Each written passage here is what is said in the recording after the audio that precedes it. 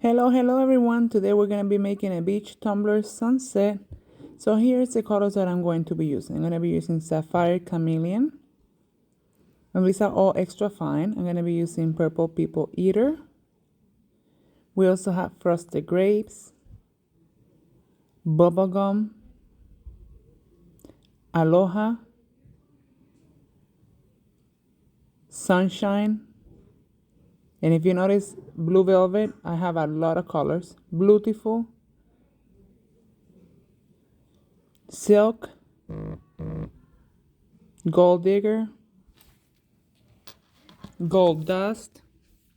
I'm going to use whipped cream mica and the gold rainbow mica from Level Bling, all of them.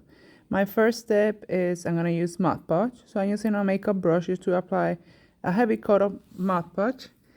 I'm going to use the Blue Velvet first for the sky.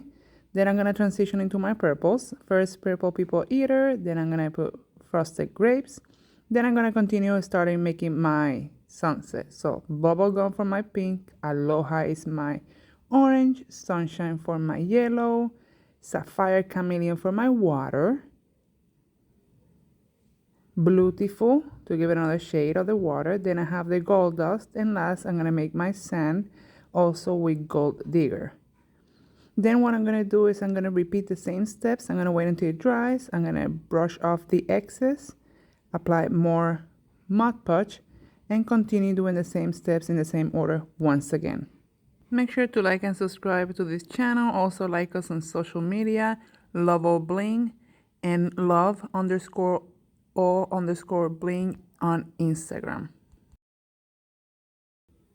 Now I'm going to mix my epoxy. And to my epoxy, I'm going to add the rainbow gold mica and the whipped cream. So I'm putting a little bit of epoxy and just the tip of my popsicle from the micas. So I'm applying my first coat of epoxy.